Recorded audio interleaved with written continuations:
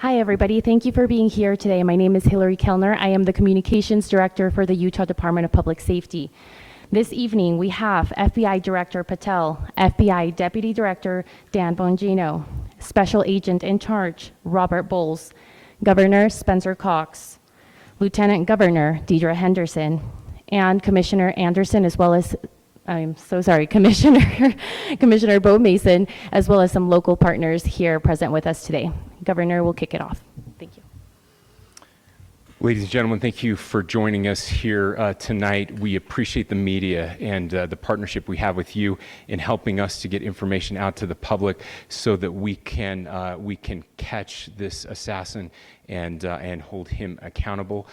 We are going to share a portion of a video and that we have of the suspect, as well as some new stills.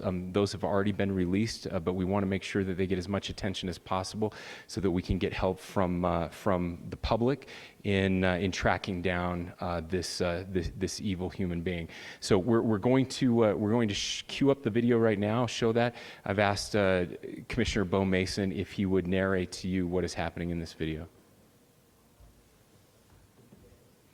Thank you, Governor. Bo Mason, Commissioner for the Utah Department of Public Safety. If you look up to the top left, you'll see the building where the shooter was proned out in the top left corner. We'll go ahead and play that video and I'll narrate as we walk through that. So here you see the suspect ran behind that upper building. He's going to come out on the right, moves to this far right corner. As he does, he's going to climb off the edge and then drop down to the ground. As he did that, he left some palm impressions. There's some smudges, some places we're looking to collect DNA. There's a shoe imprint where the suspect is clearly identified as wearing Converse tennis shoes. Again, we'll replay that again so you can get another view of that.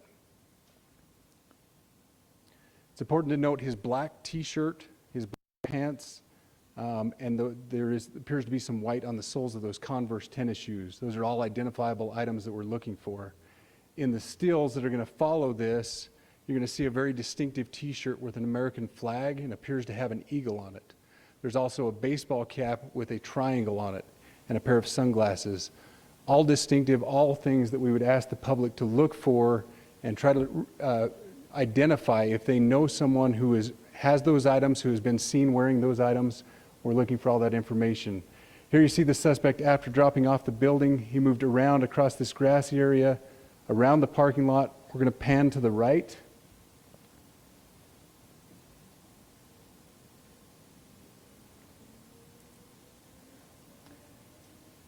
After he crosses the street, this is where he moves over into the wooded area. This is the video evidence that we utilize to track his movements and to locate that firearm in that wooded area following the discovery of this evidence. Good. You want to go to the stills? So here's the still photographs I mentioned. These have been enhanced, so these are slightly different than what we introduced earlier. Please pay close attention to the t-shirt. Like I said, very distinctive with that American flag and that eagle. The hat with the triangle and the sunglasses. You'll go to the next picture, please. The backpack as well. All identifying features that we're hoping the public can help us identify and lead us to this suspect. Next picture.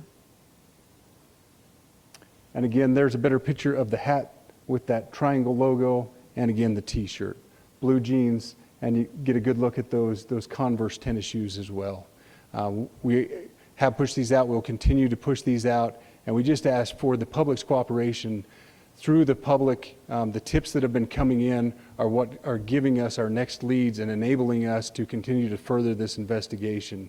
We've had great cooperation from the public, and we're continuing to ask for that as we move forward. Thank you, and I'll turn the time back over to Governor Cox. Thank you so much, Commissioner Mason. I want to thank Director Patel and his team. It's great to have them on the ground with us tonight.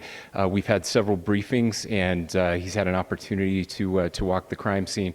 We appreciate our local law enforcement here. Again, we have Mike Smith, who is the county sheriff here. We have all of our local chiefs of police that are here as well, all working hand in hand with the state and with the FBI as we move forward with this investigation.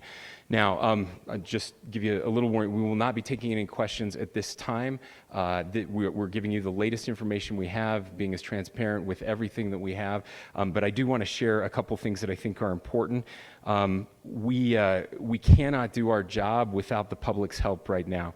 The public has answered our call for action. So far, we've received more than 7,000 leads and tips. I would just note that the FBI hasn't received this many digital media tips from the public since the Boston Marathon bombing.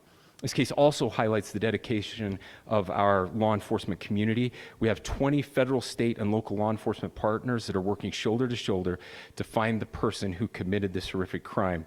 With their support, we've completed nearly 200 interviews.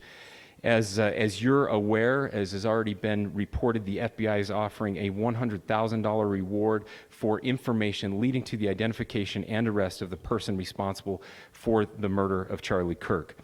We also continue to implore the public to support this investigation and come forward with any information. We are truly hopeful that this video and new photos will lead to even more tips. We are processing. We have an incredible team, a state and federal team working together to process those tips. We are going out in tandem to interview any potential person of interest or suspects. But we need, again, we need as much help as we can possibly get. Any videos or photos that you might have, the public, should be submitted to our digital media tip line, which is www.fbi.gov/Utah Valley shooting, all lowercase. Again, that is fbi.gov/Utah Valley shooting, all lowercase. You can also provide general tips about the shooting by calling 1-800-CALL-FBI. That's 1-800-CALL-FBI, or at tips.fbi.gov. This is, I would just say, this is not just a local matter here in Utah.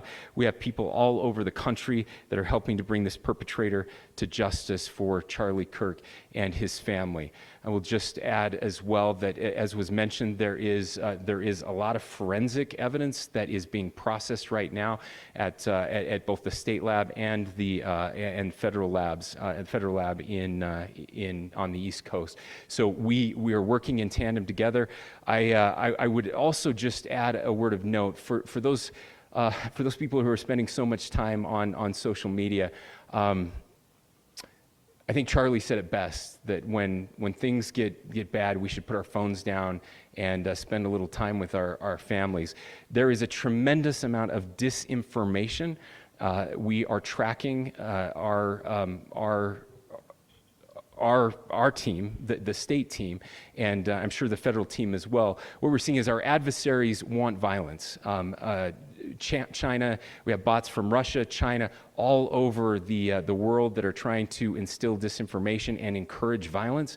I would encourage you to ignore those, to turn off those streams, and to spend a little more time with our families. We desperately need some healing. We'll have more to say about that in the days and weeks to come.